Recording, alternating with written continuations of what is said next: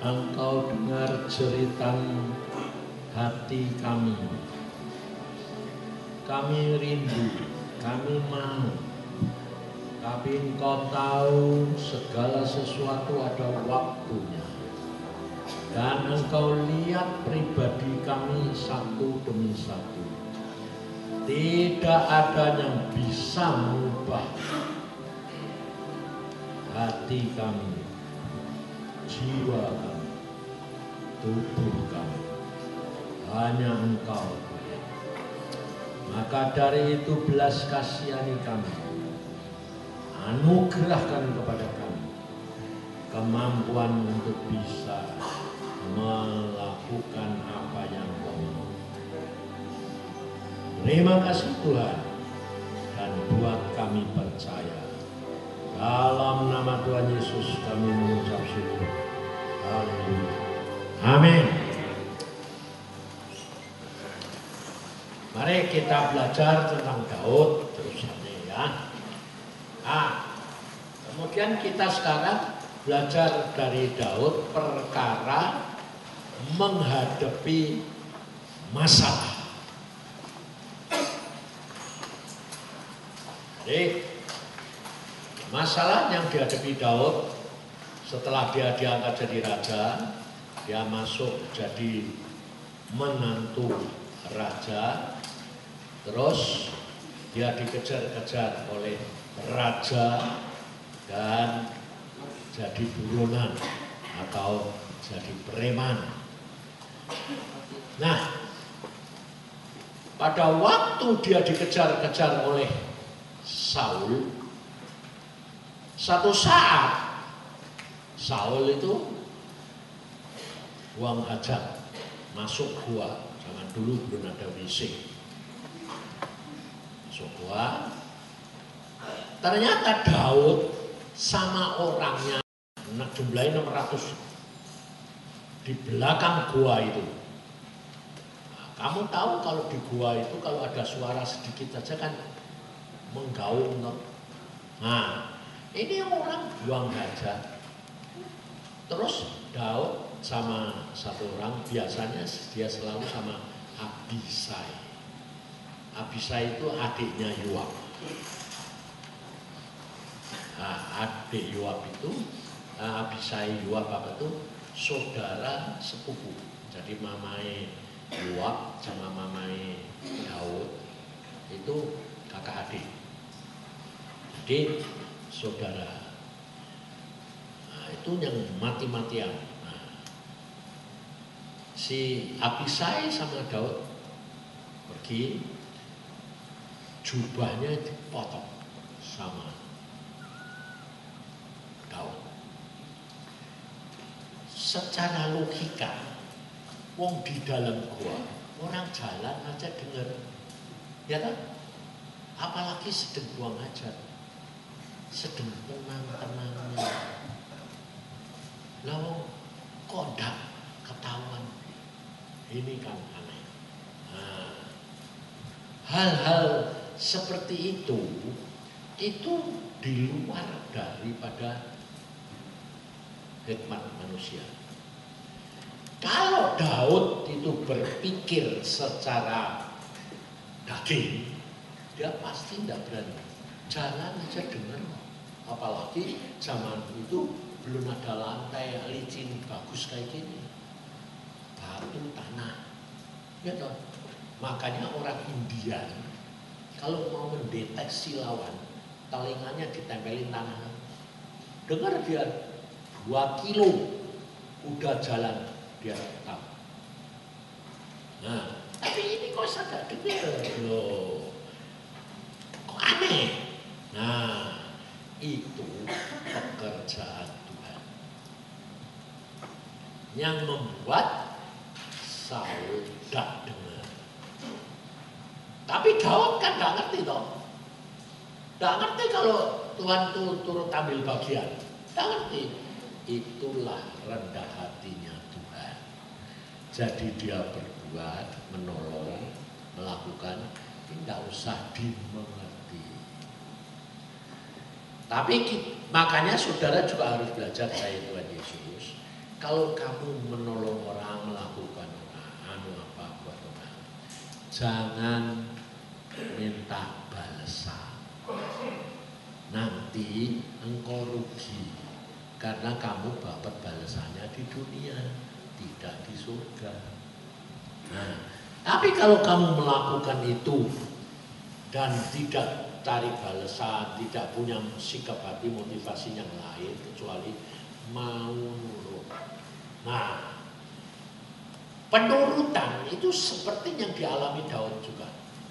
Jadi dia punya keberanian mau motong jubahnya Saul, itu juga dari Tuhan, bukan dari dirinya. Sebab kalau kamu nanti baca Daud itu sebetulnya bukan orang pemberani juga. Cukup lembut.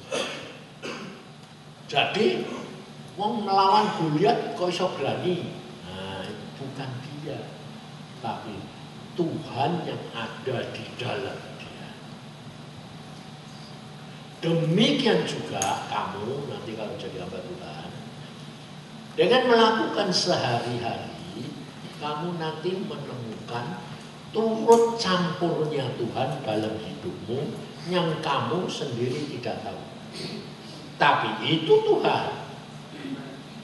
Ngerti tidak? Yang kenapa Tuhan? Di mana yang tidak lasik, kok kamu jadi berani, kok kamu jadi bisa nahan, kok kamu bisa menderita, bisa mengucap syukur, itu Tuhan. Ngerti tidak? Dan ternyata yang paling penting itu. Jadi kalau kamu mau melakukan tapi tidak disertai Tuhan, pasti ketahuan.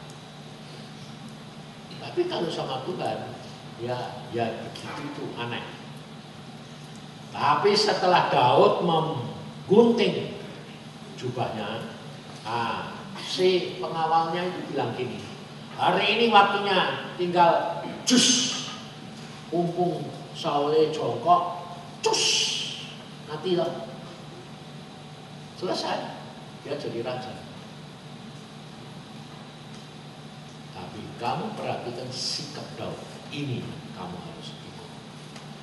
Biarpun musuhnya sudah di depan, diserahkan kepada dia, tapi dia tidak mau mendahului Tuhan.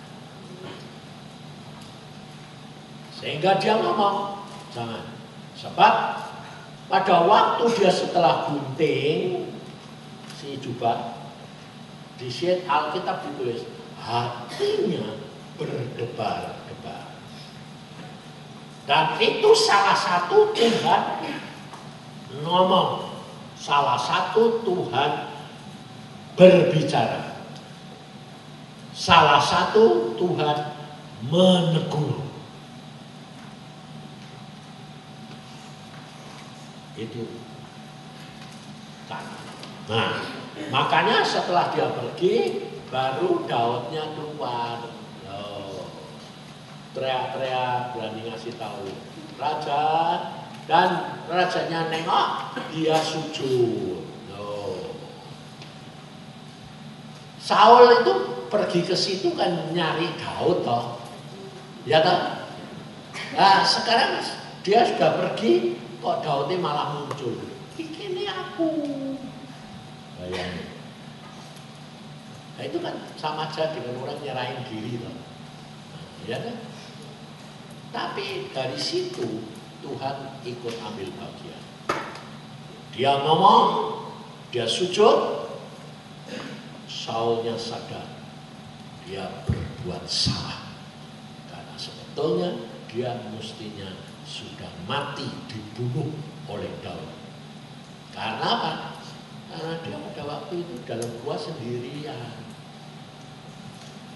Biarpun raja kalau pergi ke belakang buang hajat kan tidak bawa pengawal ya. Satu, kedua tidak bawa tombak, tidak bawa pedang. Jadi harus mati.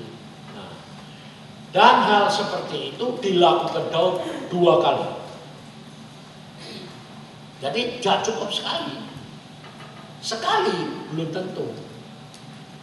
Masih belum tentu. Perlu 2 kali itu peneguhan. Sehingga pelantikan raja pun 2 kali. Nah, demikian juga kalau Tuhan itu negor kami selalu 2 kali. Sebab kalau yang ketiga biasanya pasti tidak bisa nurut.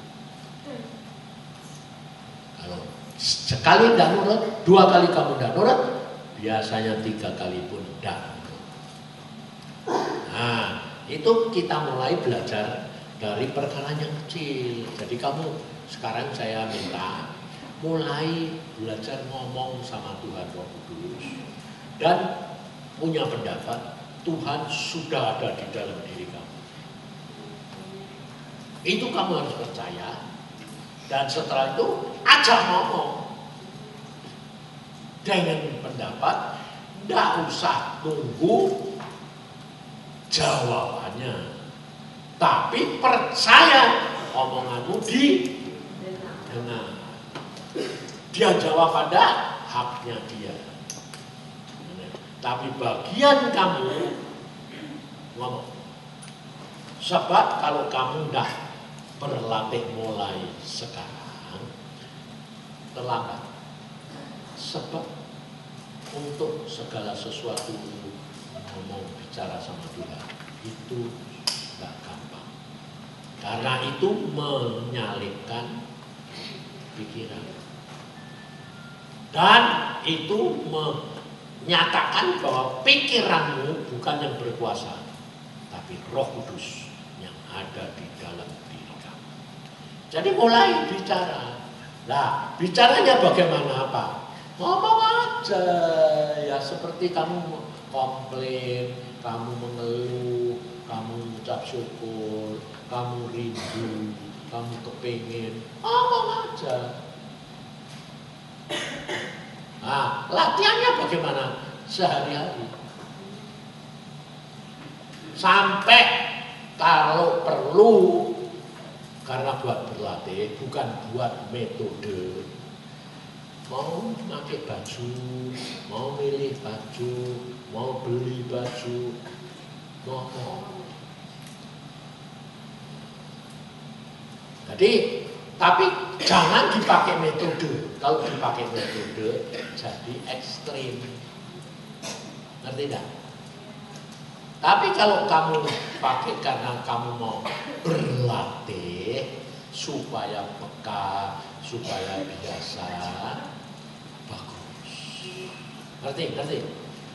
Jadi jangan ngomong gini, wah, mesti gini, kata Pak Yusak.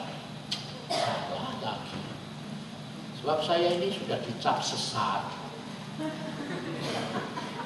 Karena apa? Ya gara-gara ngajari gitu.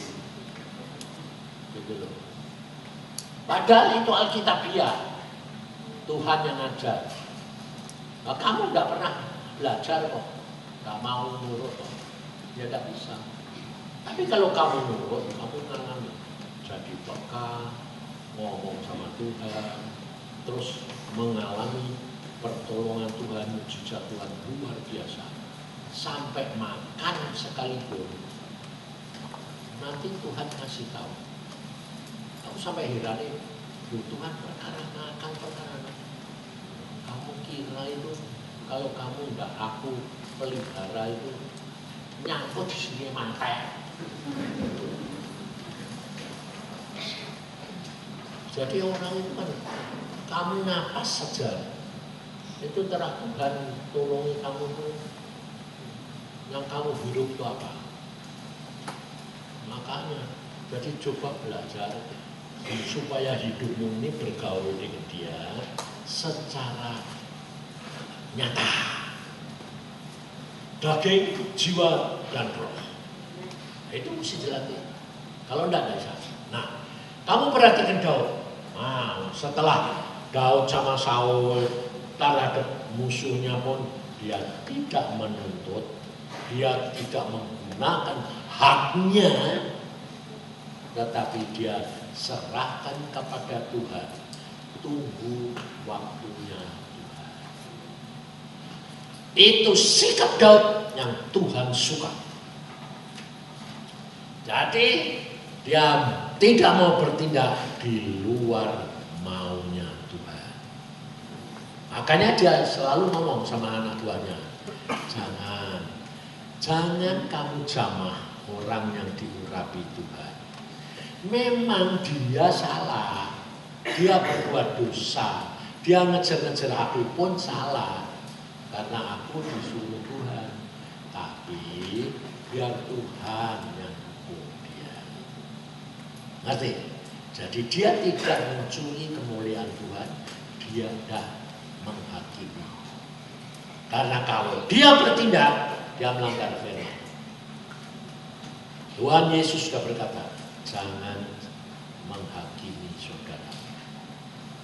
Itu artinya jangan kamu bertindak menurut maumu sendiri.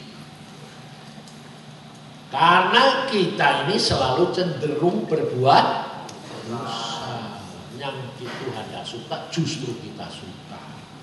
Nah, jadi kamu mesti mulai belajar segala sesuatu lebih tanya. Nah, maka pada waktu Daud sudah diangkat jadi raja, dia pun, kamu kalau lihat, dia pun tidak langsung direbut seluruh Israel.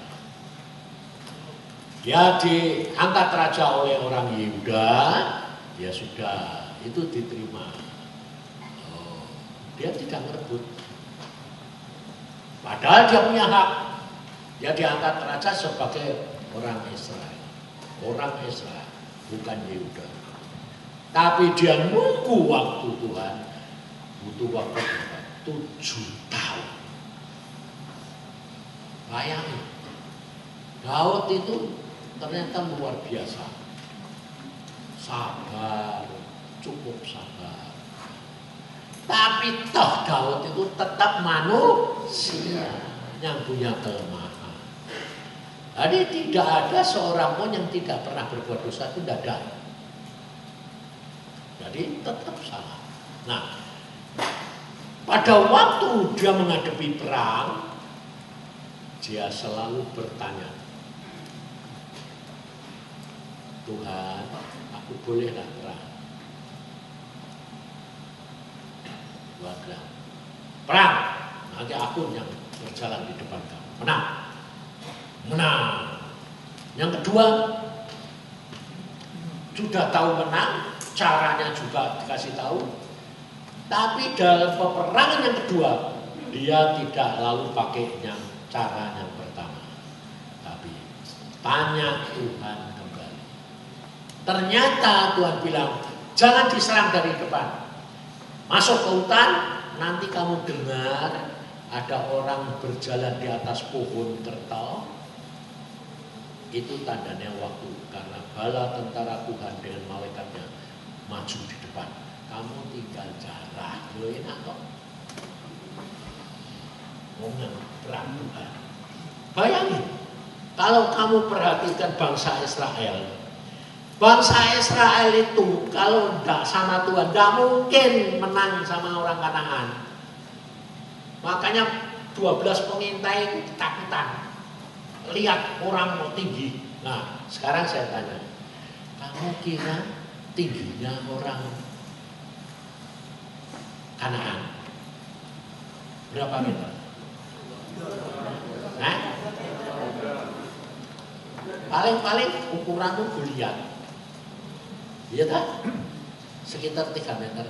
Iya tak? Kamu tahu, rangkanya sudah ditemukan. Rangka orang Kanaan tingginya berapa? 18 meter. Dan Alkitab berkata, bukan saya, orang Kanaan itu tingginya seperti pohon.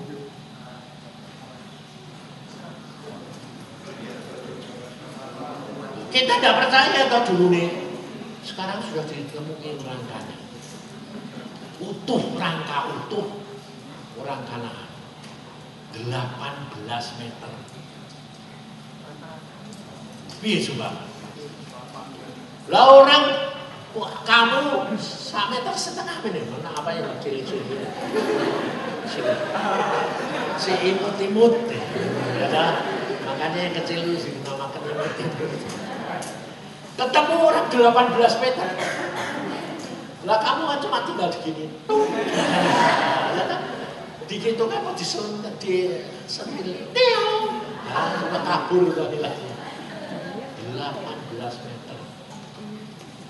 Ini yang nemuin berdiri di tengkoraknya kalah. 18 meter, lalu kepalanya seberapa? Aku sampai, hah? Mana anu nih?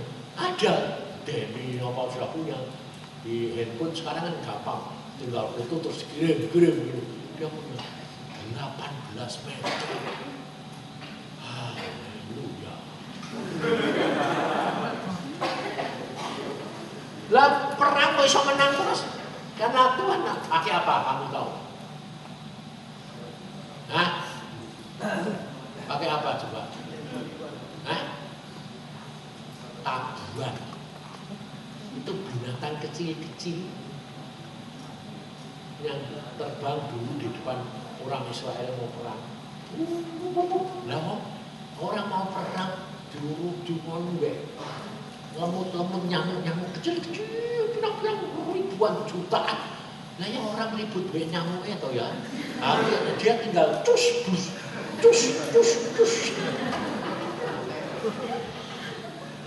Nah, hal seperti itu saya alami. Saya pada waktu 40 hari doa puasa Tuhan bilang, kamu doa puasa gak boleh ngomong sama orang. Hah? Mama, papaku ketemu gak boleh. Istri gak boleh. Anak gak boleh. Nah terus aku sendirian satu rumah. Lah ngomong sama orang gak boleh. Hanya ngomong ke aku. Tuh, caranya bagaimana? Sampai adikku bingung. Caranya bagaimana ngasih makan? Sehari boleh makan sekali jam sore. Terus pakaian mau diambil bagaimana? Nah, terus janjian. Udah, pembantu datang ketok pintu, saya bukai, masuk, naruh pakaian yang sudah dicuci, naruh makanan, ambil pakaian yang mau dicuci, ambil piring, gelas yang sudah dipakai. Udah, tidak ngomong, bayang itu. Kayak gitu itu aneh-aneh kan? Nah, ya kan? Jadi orang lain bilang, aneh-aneh. Aku dewe yang ngomong aneh. Tapi om Tuhan yang seneng piye? Ya bagaimana? Aku ya bilang, ya urut saja. Ya. Waktu saya sudah 40 hari malam, ketemu Tuhan Yesus. Oh. Nah, tiap hari itu diajari Tuhan Yesus tuh.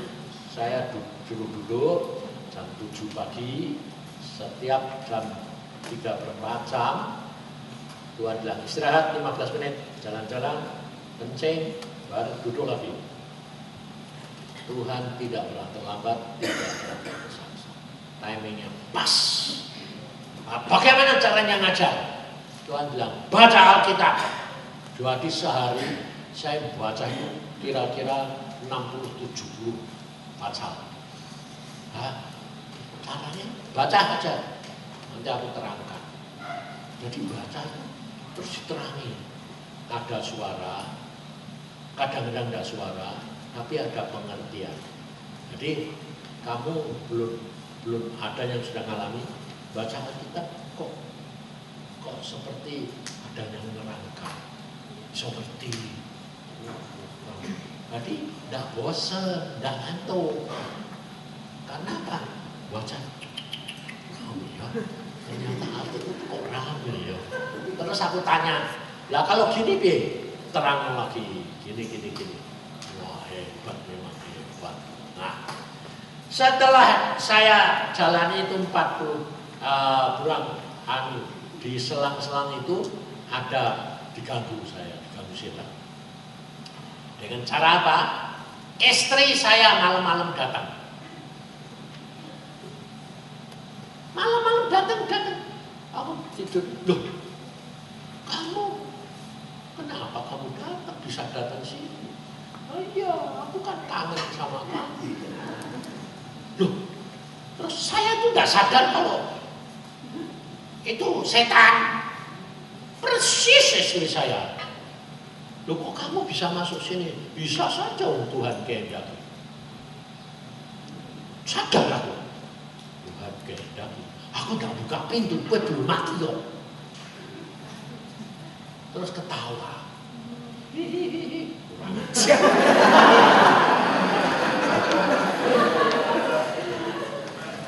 Saya tanya, loh kamu masuk dari mana? Dari sana. Apa?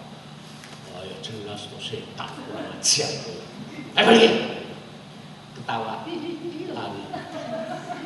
Kurang ajar ya. Itu nyata. Tapi kamu belum pernah mengalami. Tapi kamu pikiri ngeri. Ya toh? Nah, kenapa? Secara daging takut. Tapi nanti kalau kamu dalam dunia roh sudah hidup dengan Tuhan, tidak ada ketakutan. Tidak ada perasaan apa-apa. Nah, kalau Denny, anak saya, dapat penglihatan nyata dari kecil itu, umur 3 tahun aja. Wah, itu ada orang itu di sana. Mana? Itu udah situ. Rupanya kayak apa? Kayak gini. Hah? Wah, aneh-aneh. Usir. Gak apa-apa dong yang usir. Nah, anak Iin juga itu waktu retret di Cilokan di Sukabumi. Dia masih 3 tahun gitu. Aku bilang, sayang kau mau ke sana, mau ikut enggak? Ikut. Ayo kamu, ayo ikut. Sampai ketemu patung macan. Dia bilang, mau nyumput. Ngapain kamu? Itu patung macannya ada setan nih. Apa setan ini kayak apa? Itu di belakang gitu. Loh, kamu lihat, ini jelas muka kok. Aku nggak tahu tuh. Aku kok nggak lihat. Mana? Ayo sama engkau. Jadi tak tuntun pergi ke tempat patung. Dia malah gini. Setan ini takut kau sama engkau. Ayo. Jadi setannya lari. Betul. Tidak. Jadi kamu tidak boleh takut. Kalau kamu takut, berarti kamu tidak punya kuasa. Dan Roh Kudus yang ada di dalam kamu itu belum menguasai pikiran dan daging. Tapi kalau kamu nanti sudah punya kuasa dan diberi dan Roh itu sudah besar, kamu tidak pernah punya takut. Tapi kamu bisa ngerti, oh itu setan. Nah, tapi kalau kamu sedang diuji, ini tak alami sendiri. Tidak ngerti. Akhir daripada 40 hari, 40 malam, Tuhan bilang, bangun. Pagi, saya kalau jam 5 mesti bangun menghadap Tuhan. Karena Tuhan bilang, bangun pagi. Sebelum mulai hidupmu, itu menghadap kepadaku. Mulai bersama dengan aku, dan akhiri dengan aku, maka kamu pasti sampai. Tapi untuk mulai dengan Tuhan, susahnya setengah mati. Ya tak? Bangun pagi itu tidak gampang. Lebih-lebih seperti saya, jam 2, jam 3, dilatih disuruh bangun sembahyang. Jadi saya tidur itu 1-2 jam mesti bangun. Tidur lagi, sembahyang, tidur lagi. Aku bilang, buat apa sih Tuhan? Berlatih. Kalau aku datang sekonyong-konyong, kamu sudah siap. tidak ketiduran. Ya, Tuhan itu sebetulnya sayang, luar biasa. Nah, saat itu bangun pagi jam 5, bangun, baru sudah bangun, ambil Alkitab, menghadap, Tuhan Yesusnya datang. Jelas sampai jubahnya apanya itu. Ya. Tuhan, Engkau datang. Ya, aku datang. Persis Tuhan. Kenapa? Ada apa Tuhan? Dia bilang gini. Siapa yang didik kamu? Tuhan Yesus. Siapa yang memanggil kamu? Tuhan Yesus. Siapa yang memampukan kamu? Tuhan Yesus. Jadi kamu sudah diajar, sudah dididik. Terus saya dibayangi pada waktu saya dilantik jadi dokter. Lihat, setelah belajar, setelah lulus, mesti dilantik. Pada waktu pelantikan, kan dokter disuruh janji, sumpah. Nah, buat saya nggak mau sumpah. Saya bilang, saya berjanji, tapi saya tidak mau bersumpah. Boleh itu? Jadi saya janji akan melakukan tugas saya sebagai dokter dengan mendahulukan pasien, orang. Nah, itu saya ditanya. Kamu sudah dilatih, sudah belajar, sudah sekarang selesai. Kamu harus berjanji. Dia tidak bersumpah. Kamu harus berjanji. Janji apa Tuhan? Bahwa engkau akan melakukan firman Tuhan dengan benar. Ayo, kira-kira kalau kamu sudah dididik, sudah masuk sekolah, sudah jadi orang Kristen, sudah berkarunia, lalu kamu disuruh janji gitu, mau enggak? Enggak.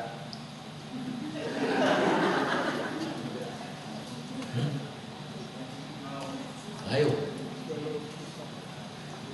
mau?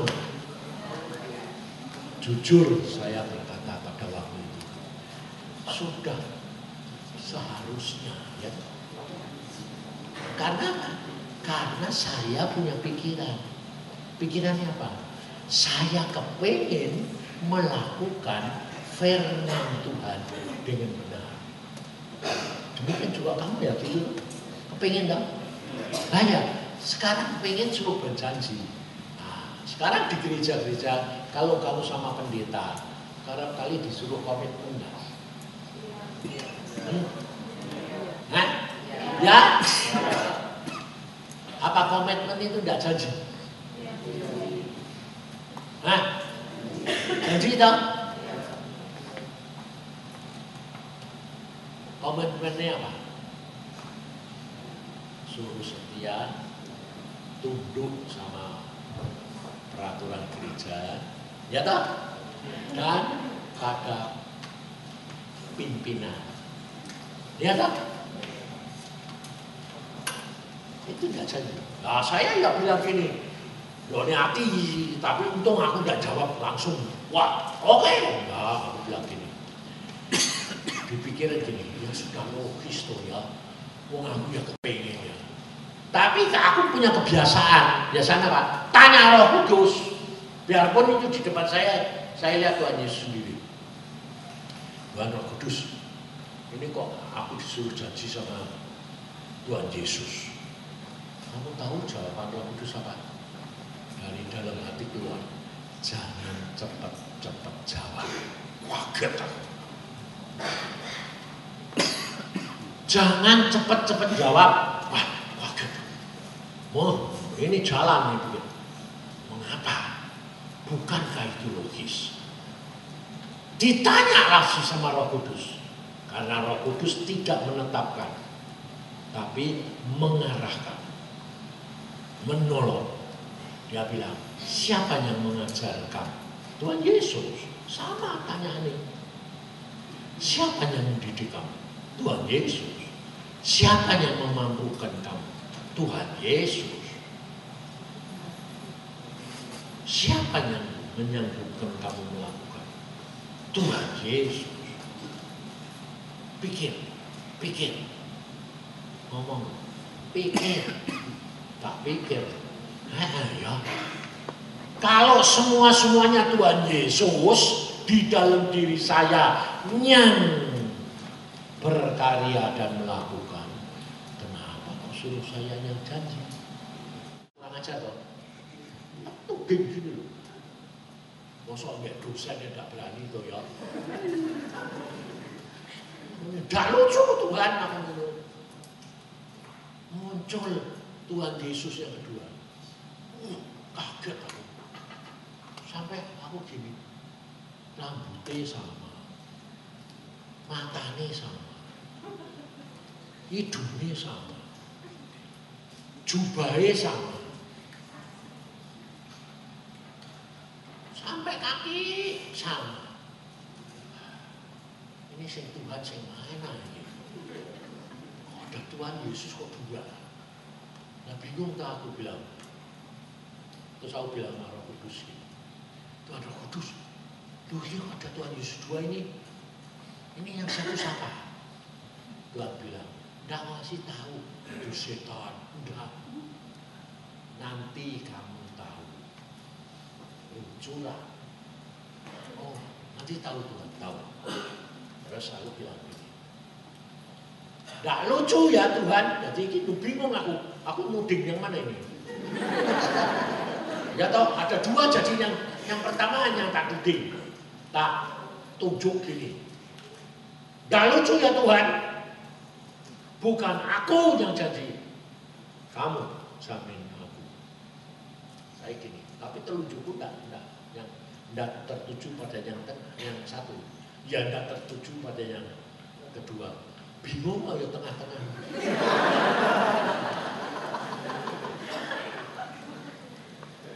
Baru yang datang belakangan ngomong, dia bilang gini, Iblis, dengar jawaban hambaku. Saya baru tahu kalau itu setan. Tidak. Jadi, tidak bisa dideteksi pakai akal. Tidak bisa dideteksi pakai apa saja yang ada di dalam dirimu, kecuali Roh Kudus. Kalau memberitahu, kalau Roh Kudus tak ngasih tahu, juga datang. Ngerti gak? Makanya kamu jangan sok. Nah, makanya ada orang bilang, aku ketemu Tuhan.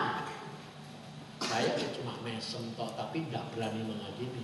Jadi Tuhan temenan, kalau setan, ya tidak tahu, aku tidak mau tahu. Itu urusan dia.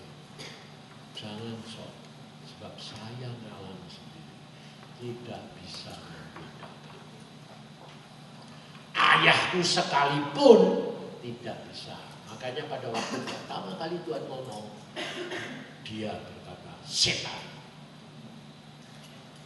Makanya jangan sampai kita lalu cepat-cepat kalau ada suara, oh Tuhan Yesus, belum tentu. Tapi juga kamu tidak boleh lalu menghakimi setan, tidak boleh.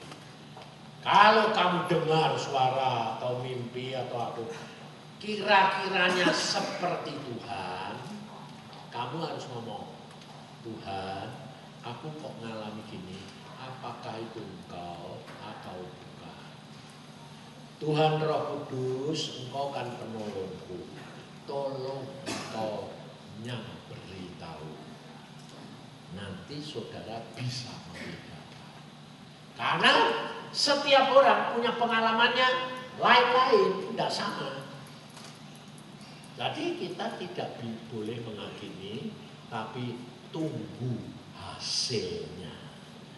Sebab kalau Tuhan itu tidak begini, saudara. Saudara kan kepingin, umpamanya saudara itu dapat firman. Nah, kan kita kerap kali kalau dapat perbuatan kan mesti diimani, betul kan? Contohnya, nah, karena kamu banyak anak muda,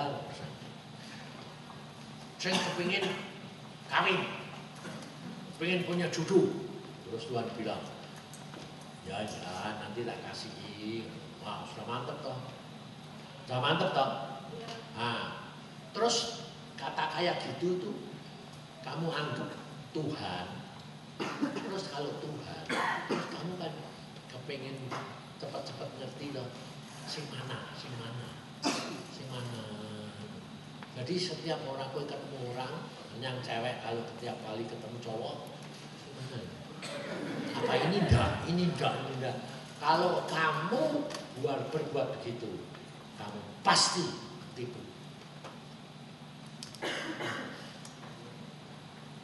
Kalau kamu terima firman, taruh dalam hati, kamu tinggal ngomong, Tuhan kalau ini Engkau jadi. Kalau enggak jadi sekalipun, ya terserah Tuhan, wong aku ini hamba. Ngerti? Tenang, jangan diinget-inget, nanti datang dewe. Tapi kalau kamu inget-inget, enggak datang. Kalau kamu harap-harap mundur terus, itu Tuhan. Tapi kalau kamu percaya, kalau kamu percaya, itu tidak usah diingat-ingat. Nanti datang deh, tahu-tahu muncul. Tuhan itu aneh-aneh. Ini kayak anak-anakku yang ngalami semua. Tapi tiga-tiga lain-lain. Ein lain, Denny lain, Sammy lain. Kenapa? Wataknya lain-lain. Padahal watake tiga-tiga ini sama nih bapaknya. Moto keranjang kabeh. Itu perempuan ya tetap moto keranjang. Aku tahu, kamu ini kok tiga-tiga kok moto keranjang. Kayak ngomong apa? Nah, turunannya papa. Aku bilang, papa turunannya siapa? Enggak tahu. Bapakku enggak. Aku bilang, Tuhan, kok mata keranjangnya kok super ini nih. Papa enggak, mama enggak. Siapa? Tuhan bilang, engkaumu. Aku bilang, engkau mata keranjang luar biasa. Benar, saya nemui cewek. Engkau, lah, engkau nurun aku. Bukankah Tuhan bilang 3-4 turunan. Jadi kalau kamu punya sifat itu, udah jangan nyesel, ucap syukur.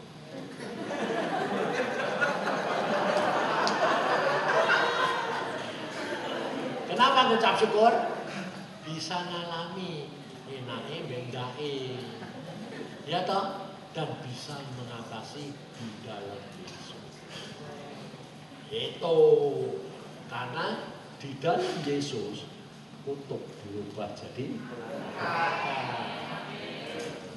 Tuhan itu luar biasa. Sekarang si anak yang perempuan, dia senang seorang. Nah, seorang ini sekolah di Amerika. Nah, kebetulan juga ini anaknya temanku. Jadi, wes orang tuanya senang, anaknya senang beneran gitu. Terus dia sudah sekolah di Amerika. Lah, Tuhan bilang, kamu lulus SMA nanti sekolah luar negeri. Nah, jadi kan kebetulan kan, wong seneng orang sekolah di Amerika. Tuhan ngomong, wes sekolah luar negeri. Nah, jadi klop sudah deket ACC, ya kan? Bapak ibu ini ACC, tidak apa-apa, wong anaknya aku kenal. Nah. Terus saya mau berangkat ke Jakarta, mau nemoni papai mamai anak ini, sebab dia bilang, Pak, di Amerika aja lah. Aku langsung ngadeg tahu. Wah, terang ini wis mau iki, wis oke. Nah, Oromai itu di Kebayoran. Saya naik mobil, Iin, Deni, Mamae. Sampai Senayan, itu kan arah ke Kebayoran itu. Si Iin ini kan lucu loh. Gak bisa nahan kencing. Aku mengilu, kencing ya langsung tahan toh. Gak bisa Pak, ini mau keluar, aku apa loh Pak? Ada yang bawa plastik gak? Apa di plastik? Terus dia bilang, Pak, cari tempat dong, restoran kayak apa siapa? Mampir. Belum dari Bandung ya gak kepengen. Tahu-tahu sampai di Senayan kok bisa kebelet kayak gitu tuh, piye? Gak bisa masuk akal. Akhirnya itu saya diingatkan teman saya di tempat Senayan, cuma belok 20 meter. Oh, udah Tony. Apa? Kalau di Jakarta tidur di Senayan, hampir masuk sana. Terus dia lari ke toilet. Aku ditanya sama teman saya Tony ini, kamu mau kemana? Kok keburu-buru kayak gini? Lah ya ini lo mau pergi ke Kebayoran menemui orang tuane teman Iin mau sekolah di Amerika. Tapi di tengah jalan kebelet kencing mau ngopol gara-gara. Terus dia ngomong gini, jangan ke Amerika, ke Belanda aja. Waktu dia ngomong gitu, Tuhan yang ngomong sama saya, Belanda. Jadi waktu ini selesai, kamu udah ke Amerika, ternyata. Kemana Pak? Belanda. Oh. Terus dia bilang, ya Belanda Pak. Ya, betul, Tuhan bilang Belanda. Ya sudah. Berarti enggak? Jadi Tuhan itu kalau punya rencana, itu tidak bisa dimengerti. Tapi yang penting kalau kamu sudah siap, nanti jadi dewek. Loh, terus jadi aku udah jadi ke tempat ke Kebayoran, pulang ngurus ke Belanda, berubah dalam waktu sesaat. Nah itu namanya sadet sanget. Jadi pulang rumah. Terus saya KKR ngurus dulu ke Belanda. Ternyata ngurusnya itu susah setengah mati. Lebih gampang ke Amerika. Kalau ke Belanda dimintai uang simpenan harus 15.000 folder. Harus punya surat izin belajar. Harus punya sponsor yang di sana yang mau nanggung. Harus punya visa belajar. Lah satu pun dari syaratnya aku tidak punya. Duit pun tidak punya. Jadi pada waktu itu terus saya bilang gini, lo ulang syaratnya susah kayak gitu kok. Ngapain? Tapi Tuhan jujur ngomong, sana minta visa. Loh, Tuhan minta visa itu harus ada tiket, harus ada uang. Tuhan tidak ngomong nurut, terus saya tuh orangnya yang dididik. Jadi saya pergi ke kedutaan Belanda, saya bilang sama resepsionis, saya mau minta visa ke Amerika, ke Belanda. Bapak sudah punya tiket? Belum. Mau ngapain Pak? Aku bilang, aku udah PPI itu kan. Turis. Oh, saya mau lihat-lihat. Berapa orang? Saya sama anak perempuan saya satu. Oh bapak mau anak sekolah sana. Nggak tahu pak, lihat dulu. Ya toh, wong rak syaratnya nggak punya. Jadi cerdik, tidak nipu. Bapak sudah punya tiket? Belum. Oh nggak boleh pak, harus punya tiket pulang pergi buat bapak sama anak. Saya bilang gini, saya sudah nyari tiket, tapi semua penerbangan penuh. Oh ya, kami kedutaan nggak mau tahu pak. Oke bapak nggak punya tiket, tidak boleh. Kami tidak mengeluarkan visa. Nah, saya bilang, ya sudah. Terus ya sudah saya lapor sama Tuhan. Saya lapor, Tuhan, aku sudah melakukan. Engkau suruh ke kedutaan, aku pergi, tapi tidak boleh. Ya sudah, keluarkan aku. Jalan, santai aja. Saya jalan, persis mau buka pintu keluar ini. Duta besarnya keluar. Duta besarnya keluar. Pak Yusa, dia kenal aku. Aku udah kenal dia. Mau dia duta besar. Aku nggak boleh. Mau apa? Mau minta visa. Terus belum punya tiket, belum punya apa-apa. Sini. Panggil. Terus pegawai ini dipanggil juga. Pokoknya urusi Pak Yusa ini tiket visa ke Belanda. Syarat-syarat yang tidak punya, saya yang menanggung. Kalau dia nanti cari tiket nggak ada karena pesawat penuh, jatah kedutaan berikan dia.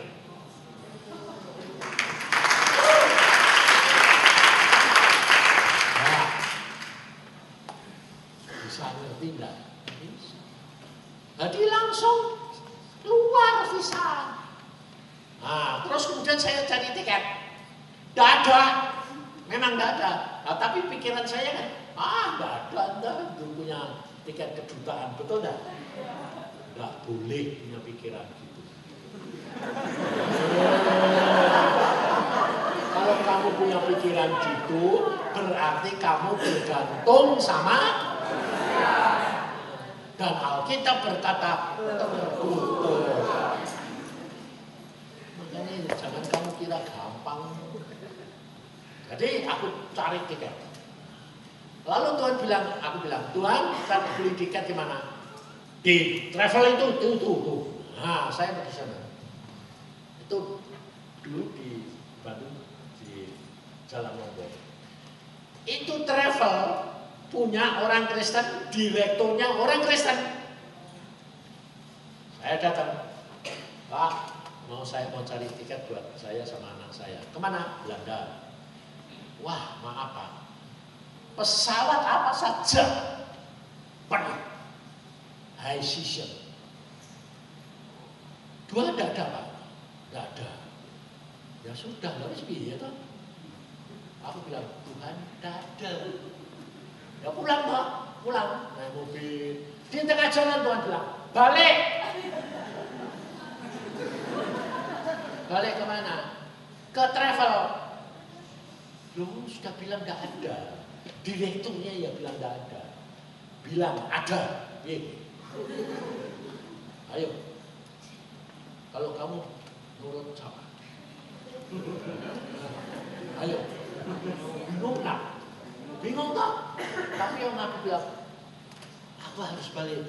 Balik. Tapi yang nurutnya beli dia balik. Nemuin direkturnya lagi. Udah Pak. Loh, tiket itu ada. Loh, yang bilang ada siapa Pak? Yang ngomong Tuhan, ya Pak. Bapakku yang ngomong.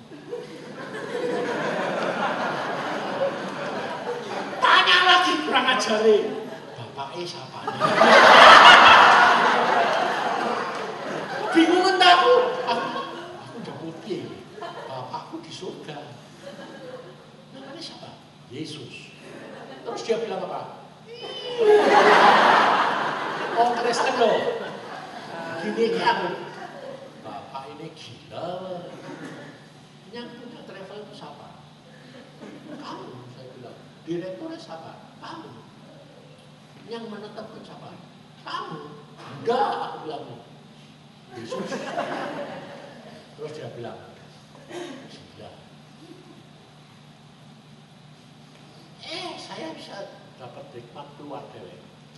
Pak, tolong Anda telegram ke Singapura. Karena saya harus naik Singapore Airlines. Dia bilang, Garuda tidak ada, KLM tidak ada. Masa? Yang paling penuh itu Singapore Airlines. Tidak tahu Pak. Tapi tolong aja lah Pak. Wah, aku anggap orang edan ya wes bener.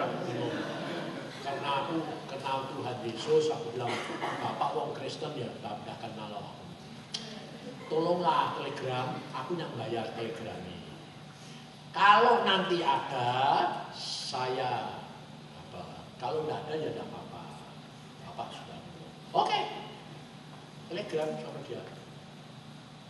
Nah, saya sudah nurut ya wes tak pulang pada mana. Kamu tahu enggak? Besok itu saya langsung dapat telepon dari Singapore Airlines Singapura. Dia bilang, Yusa Cipto, ya. Sama anak, yes. Orang Singapura kan bisa Belanda, bisa Indonesia. Saya desa Inggris. Indonesia saja. Oh, ya, saya bisa. Cara Inggris aku desa piye? Salah nanti. Aku ngalami loh. Aku kayak desa Inggris itu saya desa sungguh. Waktu saya terbang ke Brasil, ya gara-gara Agung ini, anakku ini nakal luar biasa. Mau berangkat orang dua, kok dia nakal bilang, Bapak berangkat sendiri. Oh jenuh. Mau berangkat dewe, Inggris gak bisa. Pergi ke Brasil, mau ketemu sama nggak tahu. Belum pernah ketemu orang nih. Sing ketemu tuh dia. Dan yang diundang tuh saya sama dia. Barebar sampai Belanda, anaknya LA, dia bilang, Pak, aku gak jadi berangkat, belum jadi anakku, jadi undangnya Bapak. Saya kini pah. Aku bukan angkat dewe. Nah, aku gak bisa kok Pak. Lah tapi gak model gitu kok. Gak tahu, Bapak sembahyang lah.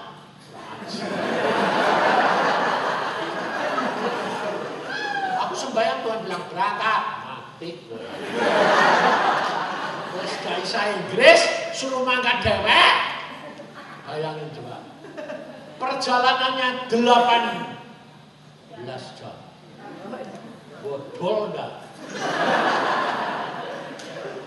Aku bilang, Tuhan, aku suruh berangkat dewek. Ya. Oke. Aku yang nakal juga, ngomong nakal. Nggak tahu urus. Sengaja hari Jumatnya tak urus. Karena KKR Kamis malam selesai. Jumat tak urus, Minggu berangkat terbang ke Brasil. Aku bilang ini, Sabtu kan tutup. Jadi waktu cuma sehari. Ternyata aku belum punya apa-apa. Selesai, saya berangkat bawa duit ke kedutaan Brasil. Belum apa-apa. Akhir antri tiket. Ketemu orang Indonesia. Bekas peminjil di Brasil 10 tahun. Padahal harapanku kan jangan ketemu siapa-siapa. Jadi nanti yang tiket gak bisa ngomong, dia gak ngerti Inggris itu apa, dia bisa ngomong Indonesia dia gak ngerti. Ya kan? Jadi mesti ditolak toh. Tapi kalau Tuhan mau, gue mau apa? Lah, aku datang situ tuh ada orang Indonesia. Dia bilang, Pak Yusa, kok ngerti aku? Gak ngerti wong itu penginjil terkenal. terkenal apa? Ya kamu gobloknya ya. Terus aku bilang, kamu kok di sini ngapain? Nggak tahu ya Pak, aku ngapain ke sini? Loh kamu ngapain ke? Nggak tahu Pak, lah kok bisa sampai sini? Nah terus dia bilang, lah Bapak ngapain? Aku ini diundang orang di Brasil, ya aku udah ketemu, udah tahu orangnya. Aku gak bisa bahasa Brasil, gak bisa bahasa Inggris. Tapi Tuhan suruh berangkat. Oh pantesan aku suruh tolong Bapak. Disuruh sini, wong aku tidak ada kepentingan kesini, ngapain? Aku ini bekas penginjil Brasil. Kamu di lama sana berapa tahun? 10 tahun. Nah, kenapa kamu pulang? Diusir. Lah saya suruh sana, suruh khotbah. Lah ya diusir tau di sini. Wong ini penginjil diusir. Sebab di sana itu 99 Katolik. Jadi kalau kamu mau masuk Brasil, ngomong pendeta atau penginjil, pasti tidak diberi visa. Tidak, tidak dua. Makanya dideng aja. Nah, terus aku ngomong apa? Wes Pak, kowe tak isiin, nanti aku sih ngomong. Anda cuma tekan aja. Ya wes beneran. Ditulis apa? Dokter gigi. Kowe jangan bilang penginjil, kowe bilang dentist. Biasain. Tapi dia bilang penginjil. No. Oh, jadi langsung masuk itu, wah oke. Sudah punya tiket? Belum. Oke, kedutaan kasih kamu tiket. Tuhan itu kalau sudah punya jalan, oh luar biasa. Wes, naik pesawat. Sudah tengah pesawat, haus. Aku bilang, ambil Tuhan. Haus, apa makan minuman? Aku minta, apa ya? Water.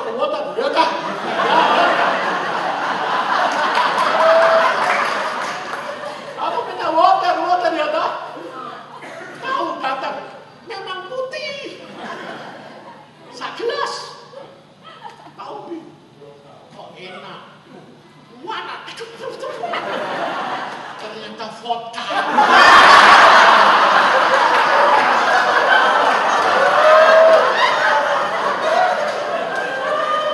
Bilang water, tubuhnya vodka. Pantesan karena haus, tak minumnya kan cepat. Gledek. Mana sih kayak gini? Apa ini?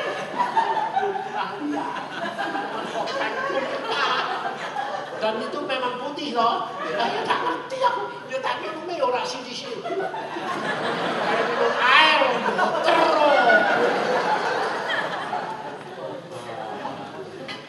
Panas. Tapi aku ini apa sih kita? Kok jadi panas sih? Jawaban itu apa? Itu baik. Karena apa? Jadi tidak kedinginan. Tuhan itu luar biasa. Meskipun lainnya. Nah, sudah sampai ternyata di Sao Paulo harus pindah pesawat. Terbang 4 jam lagi. Dan namanya ke kota Recife. Wes, lapor aku. Ini piye, contohnya lapor piye. Pindahan omongannya bahasa Brasil. Piye. Lah aku wong nekat wae ya. Kok bawa tiketnya. I must go to Recife. Terus diminta tiket bagasi karena mau dipindah tau. Hilang. Tiketnya mana? Terus tanyain, where is? Aku hilang apa?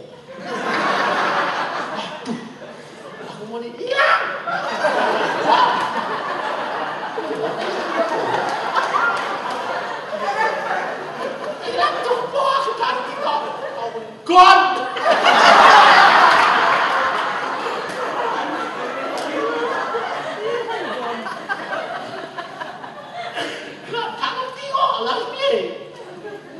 Ya kon. Aku sampe ngene. Kon aku. Akhirnya dia tahu. Dia bilang, saya bilang, lu Mas Go, apa gate berapa? Tahu-tahu masuk pesawat berangkat ke Recife. Sampai di sana wilayah Bekasi kurang. Dah jalan toh, wong tiket hilang. Waduh. Jadi sampai turun terus gini. Tuhan, aku ini nemuin siapa? Wong yang manggil datang. Pantesan Tuhan bilang berangkat pakai batik. Karena di sana nggak ada orang pakai batik kecuali orang Indonesia. Jadi tidak usah ngomong lah, tidak usah nyari-nyari. Aku di airport, aku ini harus apa? Berdirilah di pintu itu. Ya sudah, pulang. Terus ada orang perempuan nyamperin, Pak Yusara, apa kue?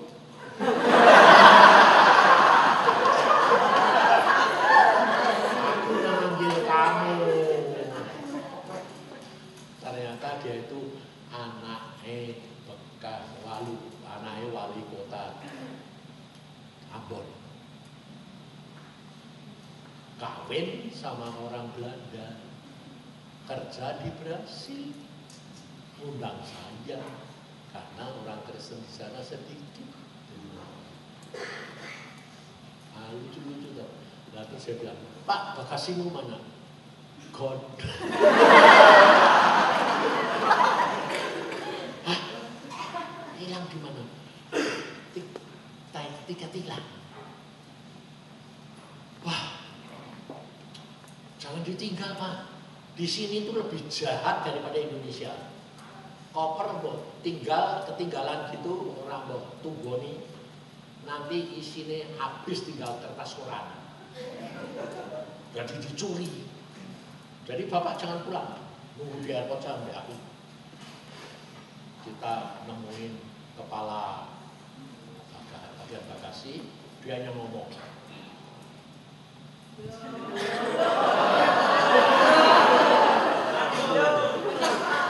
Cuma 10 menit toh.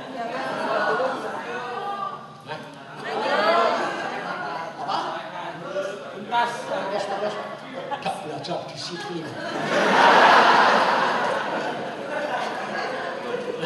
Jadi aku ditemukan terus dia bilang, tolong Pak, ternyata kepala bagian bagasi ini hamba Tuhan. Luar biasa dah. Tuhan dia bilang, oke, tenang, namamu siapa? Oke, tiket nomor sama ini, oke, saya yang ngurus. Tunggu lagi 6 jam nongkrong kok anu koper datang ya saya pulang jalan lagi 2 jam aku bilang ya inilah Tuhan ini aku ini habis itu kok sekarang kau angkat anak aku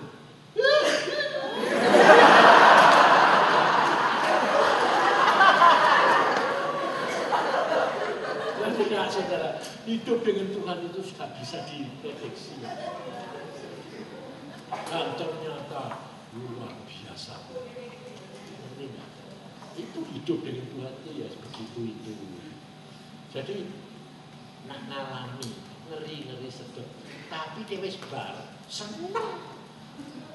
Ya toh, ngeri tapi enak ternyata. Dari bisa Inggris nggak apa-apa. Nggak bisa ngomong, nggak apa-apa. Ya toh, minta air, dapetnya vodka. Lah gue minta vodka orang mungkin tuh dikasih segelas. Jadi semua itu fasilitas yang luar biasa. Minta tiket disediakan. Ya toh, Jalanlah dengan Tuhan, relax saja.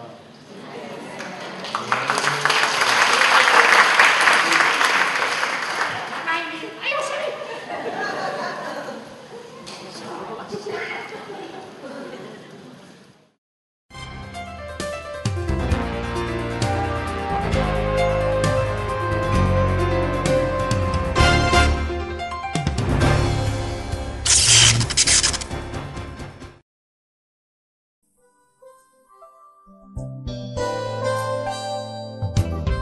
Anda diberkati dengan pemberitaan firman Tuhan. Dapatkan kaset, VCD, CD, MP3, dan buku-buku rohani dari hamba-hamba Tuhan Evangelis Yusak Cipto, Pendeta Petrus Agung, Evangelis Iin Cipto, dan hamba-hamba Tuhan lainnya. Tersedia juga banner dan alat-alat tarian lainnya hanya di toko buku Bless to Bless. Bless to Bless. Bless to Bless.